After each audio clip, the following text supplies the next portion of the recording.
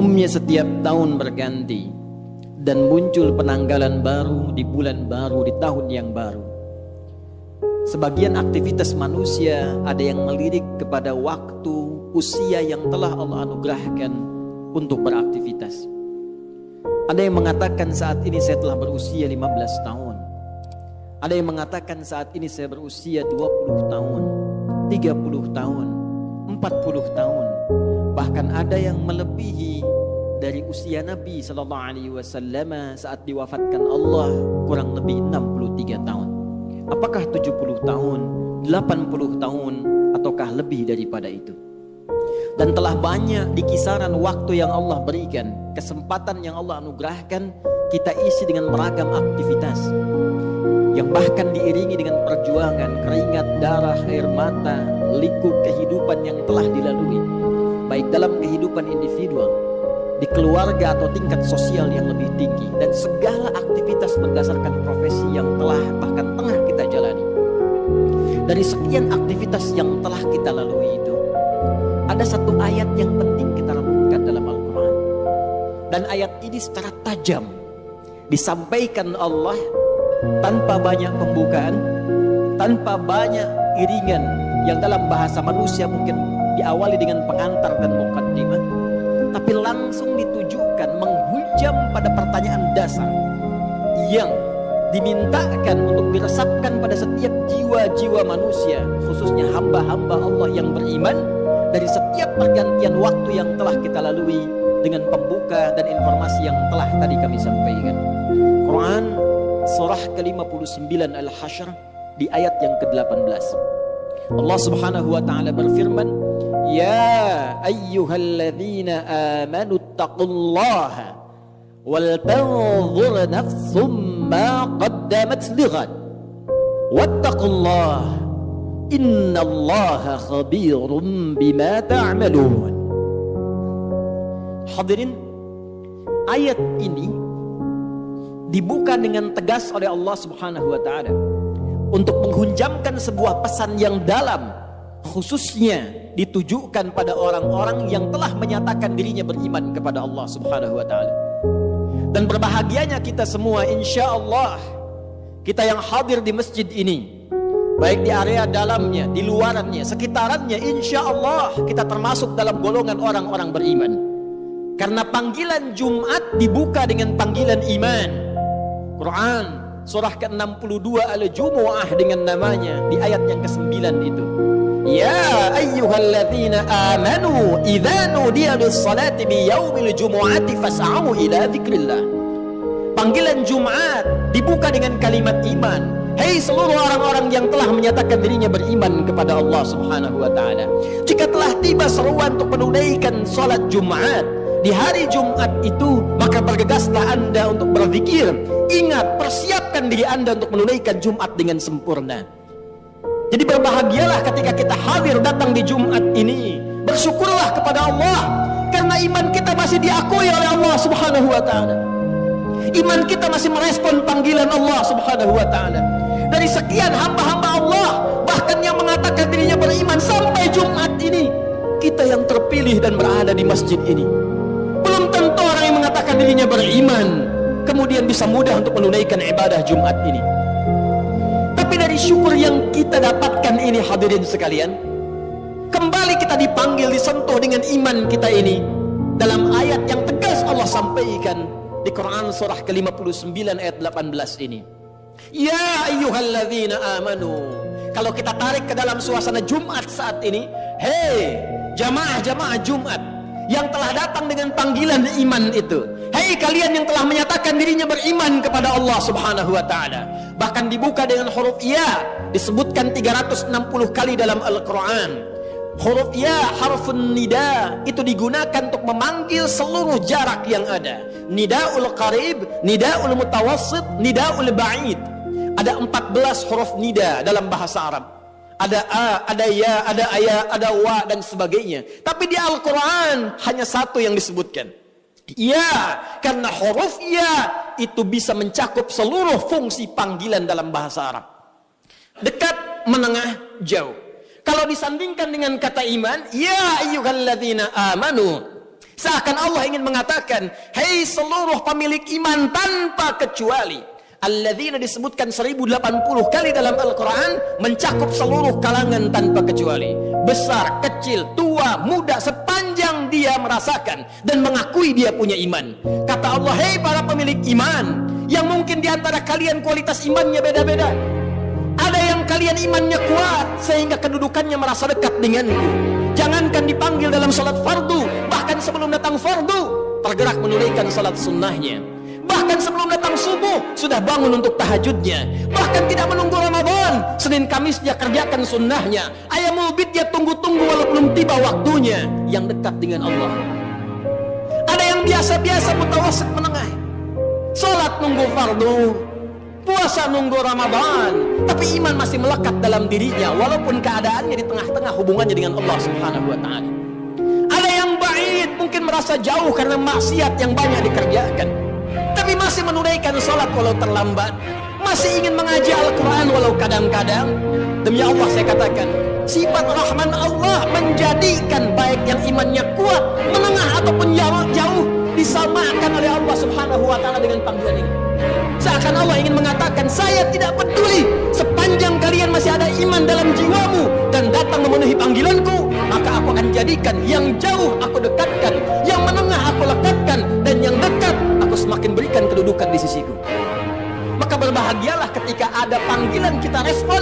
Itu cara Allah untuk meningkatkan keimanan kita dan mendekatkan kedudukan kita dengan Allah Subhanahu wa taala. Karena itu, sebelum masuk kepada inti penjelasannya, Allah tegaskan dengan menggunakan kata ayyuha, disebutkan 150 kali dalam Al-Quran. Ayyuhnya munada berfungsi taukid untuk menguatkan pesan, haknya tandih untuk mengingatkan. Seakan Allah ingin sampaikan, aku ingatkan ya, tanamkan pesan ini dalam jiwamu yang paling dalam. Ada hal yang penting yang akan aku sampaikan, yang dengan itu akan meningkatkan iman kalian dan mengangkat derajat kalian di hadapanku, kata Allah Subhanahu wa taala. Ya ayyuhalladzina amanu, hai semua orang yang merasakan beriman, mengaku beriman, baik hubungannya dekat, jauh atau menengah, ittaqullah, tingkatkan takwamu kepada Allah. Cek keadaan takwamu, cek kuota takwamu, cek pulsa takwamu, cek bekal takwamu. Kenapa ini penting kata Allah disampaikan? Inilah selanjutnya evaluasi tajam yang dihujamkan dalam hati kita. Perhatikan kalimatnya, wal tanzur nafsum ma qaddamat lighad. Tingkatkan takwamu kepada Allah. Kenapa takwa ini penting ditingkatkan? Kata Allah, coba cek diri kalian yang telah lama menjalani kehidupan. Mungkin ada yang belasan bahkan puluhan tahun, bahkan lebih daripada batas kuota yang barangkali standar kehidupan manusia. Ada yang di atas 100 tahun. Kata Allah, coba dicek selama mengalami perjalanan hidup itu. Setiap perganti tahun, datang tahun baru, datang tahun yang baru lagi, datang tahun yang baru lagi. Kata Allah, pernahkah terbersit dalam benakmu, dalam jiwamu, persiapan untuk menyongsong datangnya ghad? Pagi ini sebelum Jumat, saya ingin menguatkan informasi seputar ayat ini. Satu ayat saja. Saya baca 4 kitab tafsir tadi pagi. Dari mulai Tafsirul Quranil Azim karya Ibnu Katsir rahimahullah, Mafatihul Ghaibnya Ar-Razi, Al-Kasyafnya Zamakhsyari, sampai Tafsirul Wasitnya Muhammad Sayyid Tantawi. Demi Allah kami katakan, dari 4 kitab tafsir ini semuanya satu kata dalam menafsirkan ayat ini, dan tidak ada ikhtilaf, perbedaan pendapat di kalangan para ahli tafsir. Semua mengatakan yang dimaksud dengan ghad di sini yaumul qiyamah. Yaumul qiyamah. Tibanya hari kiamat, tibanya hisab kita di hadapan Allah Subhanahu wa taala.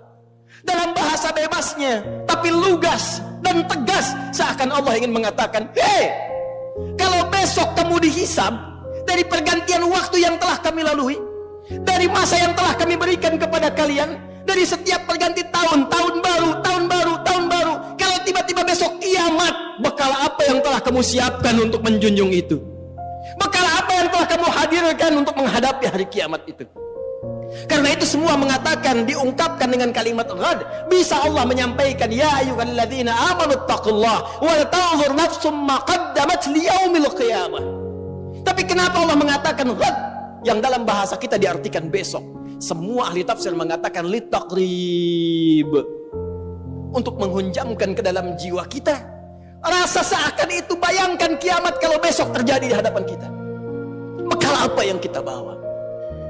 Duhai Anda yang hadir di Jumat ini, yang telah menghasilkan dan mengumpulkan dari sekian banyak waktu yang Allah berikan kepada Anda, ragam harta benda, yang sudah Anda koleksi, rumah yang luas, kendaraan yang begitu membentang dengan ragam yang sangat luar biasa, pakaian yang bagus-bagus, perhiasan yang melekat di tubuh. Demi Allah saya katakan, kalau Anda wafat di hari ini, bagaimana hisab Anda di hadapan Allah Subhanahu wa ta'ala?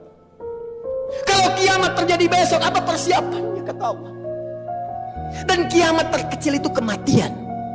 Kiamat terkecil kematian. Quran surah ke-32 di ayat ke-11. Qul yatawaffakum malakul mautil ladzi wukkila bikum. Katakan Muhammad sallallahu alaihi wasallam, setiap yang berjiwa itu satu saat akan tiba waktunya, datang utusan Allah malakul maut untuk memisahkan kehidupannya dengan maut itu dari kehidupan dunia menuju hisab persiapan akhiratnya. Dan semua ulama sepakat kiamat terkecil, kiamat kecil itu ya kematian. Jadi kalau kita kembalikan pada diri kita, para ulama selalu mengajak kita untuk bermuhasabah. Jangankan datang tahun baru, ganti tahun lagi, ganti hari lagi, setiap hari. Ayat ini mengatakan, kalau Anda wafat besok, persiapannya apa? Bahkan kalau kita diwafatkan hari ini, apa persiapan hisab kita di hadapan Allah Subhanahu wa ta'ala? Karena itu yang paling menarik, untuk menghunjamkan renungan ini dalam jiwa kita, Allah menyebutkan kalimatnya langsung dengan menggunakan kata nafsun, dan bentuknya tidak menggunakan alif lam.